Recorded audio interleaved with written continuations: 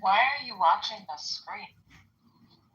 Just making sure. I don't want you to miss Elliot either. Yeah, well, maybe more so Hulk Hogan. Yeah. I'm a real American. Oh, is that a weed thing? No, you've not heard that yet. You've not heard that? Oh my gosh, actually, he doesn't know what it is. It's okay. Elliot is okay. Yeah, so he's still on the good side. He's making the drug reference. What's up, Jim? What up? Hi, Jay. Hey, T.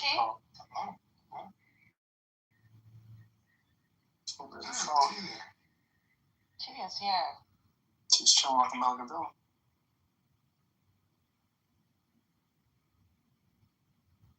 I was working on homework here while listening to you guys, staring at you all intently. You're weird.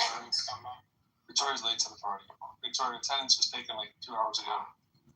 You weren't here. You can do makeup. We can do makeup in the space? Makeup work. No. Stop it, Professor. Stop it. Barb has been here listening to this chit chat of Anderson Venture, but it was productive. Going above Norwegian culture a little bit. Professor, I really thought that you were going to allow us to do makeup. Simon's affection for the king. God save the king. Keeping the king as they've done. Keeping him out. What's up, Victoria? Hello. Yeah, I was hoping we could do some makeup too. Oh, yeah. A little halo eye or something.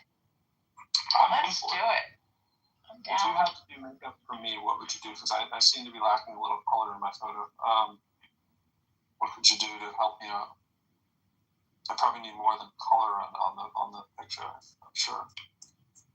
You're looking a little pale. I feel like you've lost a little rasp there. The thing that I would do for most men is I would prep first, make sure the skin is healthy, make sure it's moisturized, and add a little bit of sheen. I think a lot of men have dull skin because they don't exfoliate as much as they should, and they could look much more youthful if they just did that. So I would start there. The tip is hyaluronic acid. That's the tip. And Pro knows this. I do know this. I actually think I had a set, it was like 10 different things, and the one you mentioned, I think, was one of them. And is it like... You don't need 10 Is it like an... No, that was just a false, what do you call it, like a series of products. I was given this for free from a friend of mine. But one of them was actually like blood, like red blood cells. Wow. It was crazy. Yeah, we heard about some of those stories here in the U.S. Some obsessed parents. Otter said, in honor of doing makeup, I will change BRB. Otter, you're an otter. What are we doing? Why do we have a squirrel eating a otter? Oh my. That's a little. That's very carnivore. Otters are carnivores. Well, the squirrel is a carnivore in the picture. Contrast that with Benjamin's. I'm not sure that's what's happening there. I think you trick picture. I mean, I thought rabbits were more cute until I saw my own rabbit as a kid eat a rodent. So, I mean, yeah. I mean, they are rodents. Nature is not... Is a rabbit a rodent? Does that qualify? Yeah, kind of, actually. I don't think, taxidermically, but... I'm not interested in all the details. I just want to know if I can call it a rodent and get away with it. No. But does I know you're pro lyric, I think, and Elliot as well, but does anyone here on stage believe? I'm going to speak for everybody here. Everybody here maybe believes in God. Like maybes? Or everybody here doesn't. Or everybody does. It's one of those. I'm not sure. Yeah, I mean, like, I used to have a profile picture that said everything in the universe is either a duck or not a duck. And that is true. I'm open to But prospect. that's just what you said, like, you're either or, sure. But okay, so I'm not a believer. I never adopted the belief in a God. I grew up in a partially Christian Protestant family. But if there's an afterlife, if the Bible is true on the supernatural statements, if it is true, I would like to adopt that belief. And I'm 4 years into Clubhouse, and I would like to hear a coherent. Well, this might not be the best place for it. I mean, I can't speak for Jay. I can't really speak for Simon. I feel pretty confident that I know Victoria, T, and Benjamin's stance. Aisha's is a little, maybe less. What's our stance? Our stance on what? The God belief. I'm pretty sure. Yeah, you know. Yeah. I can play tic-tac-toe in this room right now and get a win if I go diagonally. If I may, Victoria, Elliot, I know do you believe a God? No. No, I don't. Same here. It's a no in the diagonal spaces for sure. Simon is a believer in the magisterium. What do you call it, Simon? You are a what? What's the term you use? A majestic? What is it? The monarchy. The monarchy. Monarchy. Yeah, you didn't call it a monarchy. You call it a monarchist. That's it. Yeah, so I am a monarchist. That means you're okay with God, right? Oh no. I've got one grandfather who's a Methodist minister, and another grandfather who was Jewish. I am all over the place. I'm not a big religion God fan. I'm going to speak for CM. I'm going to say CM is solidly in the no camp. You get solid. Benjamin is super solid no. He's a solid no. Victoria's a solid no. CM's a solid no. Elliot's a pretty solid no. Those are your really, really solid no's. Yeah, hi CM. We know it. Hey, Pro, speaking of no's, we moved off the makeup thing quite fast, but while we were doing that, I found this photo that I put up as my PTR of me doing makeup to do a tiny face. And in fact, that's just my nose. Yeah, I can see it. That's actually kind of. Did you actually do it yourself? That's great work. Like the illusion, I mean. Yeah, it might pretty have been fantastic, Victoria. I appreciate it. Thank you for sharing. So we could do anything you wanted, Pro. Wow. But Victoria, that's why I asked. I think it was just drowning in the words. But I asked the question, like, do you have like something that you can give a tip when it comes to exfoliating your skin? Like, if you see my profile picture, I wax my eyebrows. I go to a professional and color them and everything. So I'm already feminine. And people on Clubhouse have been calling me gay for like 4 years. So I'm actually interested because I am like. Yeah. Well, I don't. Yeah, you're well groomed. I think that's nice. People take care of themselves however they want to do that. I think that's great. I used to have, like, I fell down the rabbit hole of a ton of different stuff to take care of my face and my skin in general, not just the face, but neck, arms, everything. And generally I just have a gentle wash. I'll use a makeup remover that is oil-based to take off that stuff. But I just use salicylic acid which isn't an acid, but it's in a lot of different toners and such. And I sometimes will use them in pads that I can get. I don't use the same thing all the time because I don't have super sensitive skin, so I don't have to worry about that. So when I need something, I'll either buy what's on sale, or if somebody's recommended something, great, I'll try something new. If not, I'll go to an old standard. In fact, I have oxy pads that I use on occasion when I don't have something special around. And so after I wash my face, I'll use that salicylic acid on a pad. And then the key, I think, is a good moisturizer at night, a nice lotion or moisturizer in the day. But I don't even use a moisturizer in the morning because I always put on sunscreen, and that has moisturizing in it. So, but sunscreen is probably the biggest thing that I changed about 6-7 years ago. And I wear it every day. It's just part of my skincare.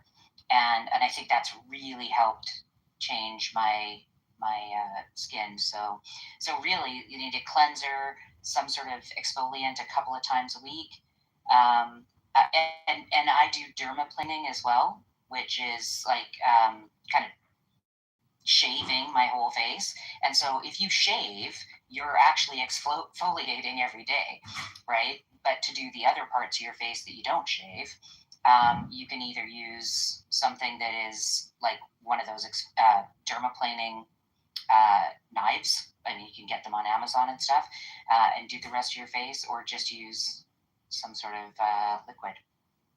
But you don't have to be really harsh. What I found was a lot of friends who got into skincare during COVID went really hard on some stuff. And a lot of friends went really slow, and they come out with the same, after a year, they come out with the same changes, but, one had reactions to things and one didn't. So, I would just make sure that you have a routine. And the people who know me in here know that I am the sunscreen queen.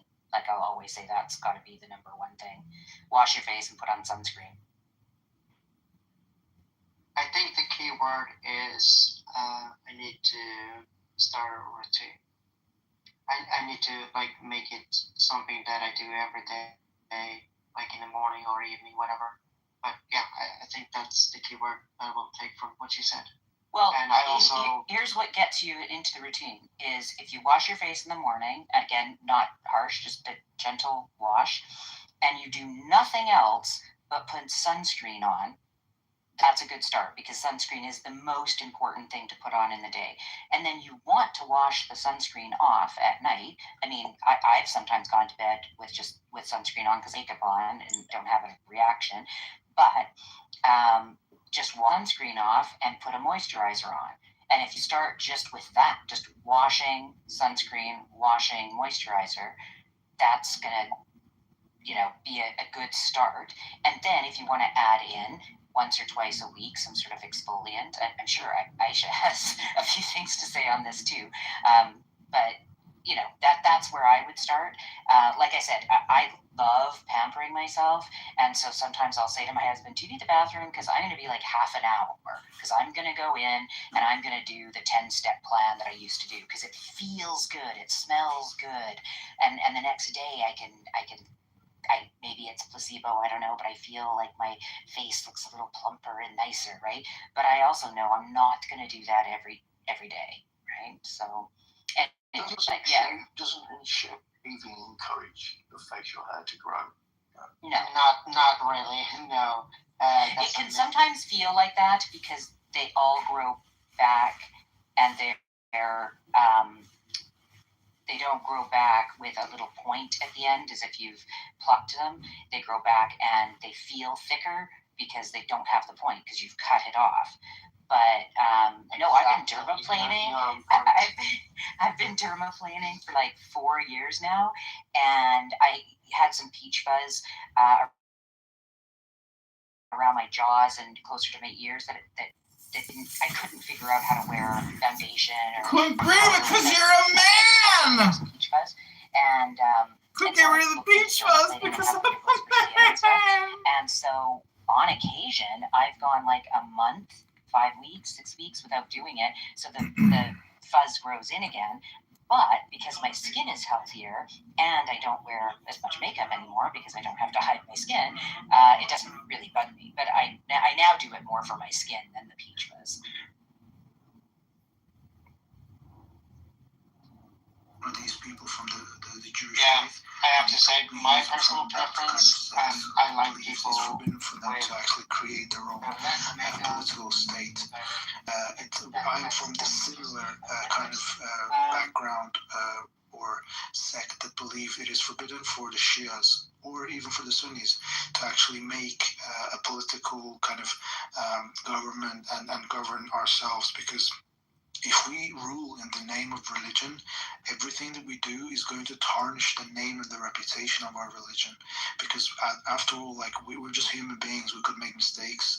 We could oppress others in the process of actually getting to power or maintaining power. So if we do that in the name of our faith, all it's going to do, this is going to demolish the very perception of our faith.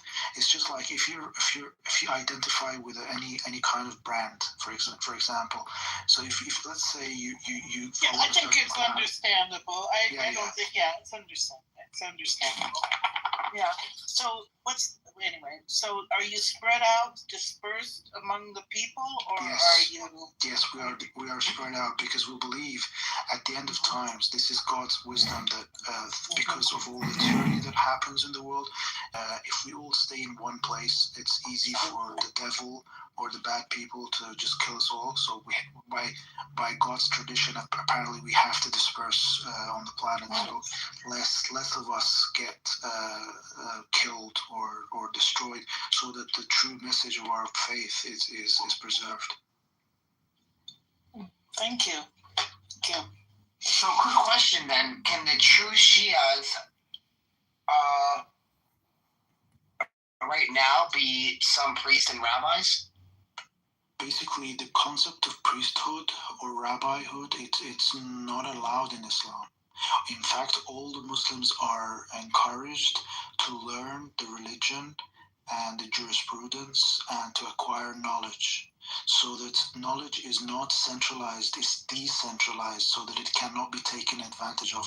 Whereas the priests in any religion, or even in Islam, unfortunately, they tend to encourage centralization of knowledge or jurisprudence.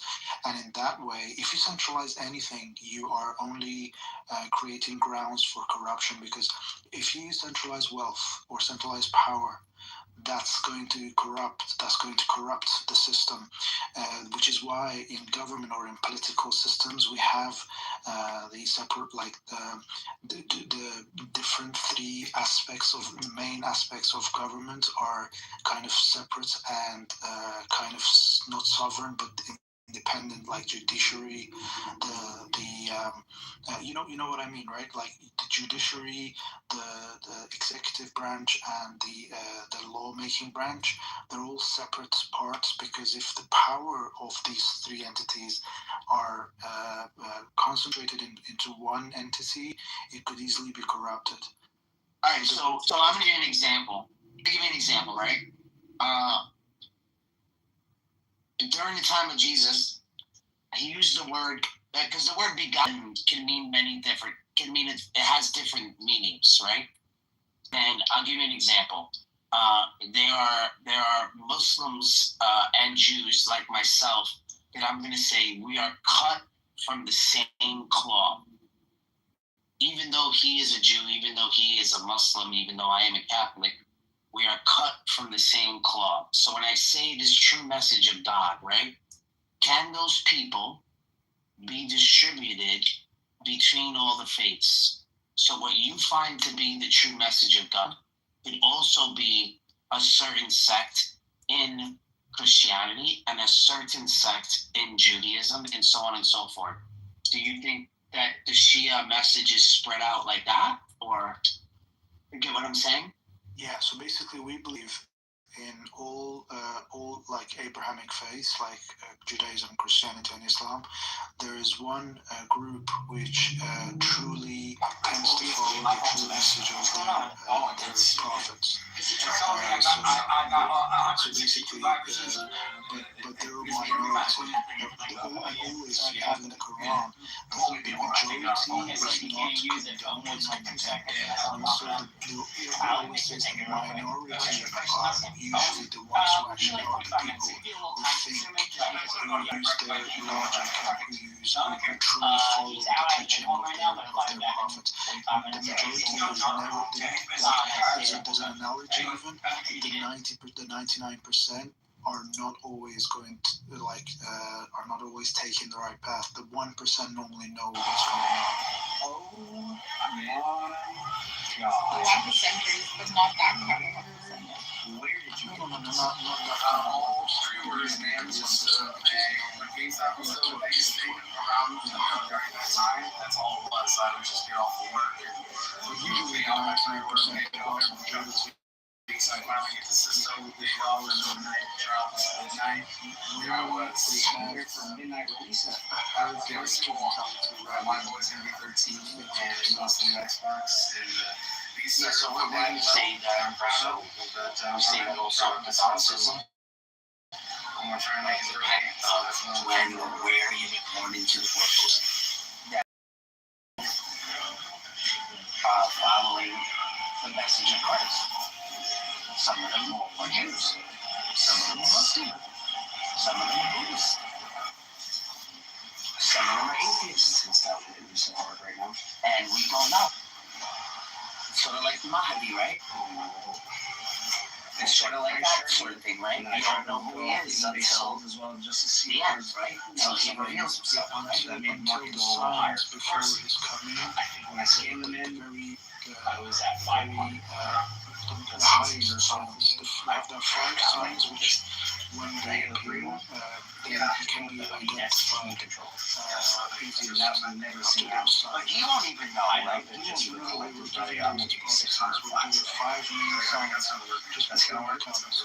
And those signs he can be identified with those 5 signs. There are events which will take place, and these events are so incredible that no one can face them. And because of that, this is how we can identify that he is the true Savior who is coming at the end of time. So is he born into the world though? Yes, he was born. Okay, he's born into the world. 1,100 something years old. So he's that old. Like in terms of his age, he appears to be a man of 40 or 40 years old, according to the traditions. They still got some yelling going on. He being the significant number. I thought this was lineage. Not necessarily lineage, but Yours is like it all happens rather than it happens that his lineage, but it's not about his lineage, which gives him legitimacy. It's the fact that God appointed him as the leader or the imam who's going to lead the people into salvation. Oh, so the lineage is not even his own. No, the lineage is known. His lineage goes back to the lineage of Prophet. His lineage goes back to the lineage of Prophet Abraham and his sons Ishmael. So the lineage of prophethood ends with the common lineage of prophethood or is traced back to the Prophet Abraham. So the Jews are the children of Isaac who had a son called Jacob, and his sons were the 12 tribes of Israel. Jacob was also known as Israel, basically.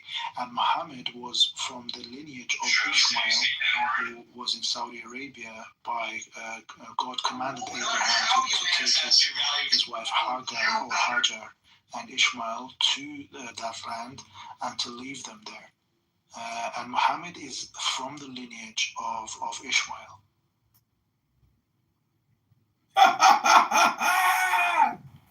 Muhammad is from Ishmael. And it's interesting because Mahdi is from the lineage of Prophet Muhammad, but his mother was a Christian princess interestingly. So his father married a Christian princess who converted into religion of Prophet Muhammad, and his father married her. And Mahdi was born when he was 5 years, and his birth was very much similar to the birth of Moses, because Moses was prophesied as the prophet who will overthrow the throne of Pharaoh, who was a tyrant. And Mahdi was also prophesied to be the person who will overthrow the throne of the tyrants of the time. So he was very much anticipated by the rulers of his time, and they were waiting for him to be born so they can kill him. When his mother was pregnant, no one can see by miracle. No one can see the signs of pregnancy in his mother. So he was born in secret. And much like Jesus, right? Yeah, much like Jesus. Much like Jesus. Now, can you tell my friends the Christian princess who gave birth to the Mahdi, who was from Rome? What's her name, Ami? Her name was Nargis, or Narcissus, or Nargis. Israel Is exactly your name. could weaken weaken the country itself, at least in their opinion. So, I mean, there's Nargis, as Nargis is to Mahdi, Virgin Mary is to Jesus. Yeah. Thanks. What up? Thank you. Interestingly, What up, I've been doing a lot of reading here on the side while you guys are talking.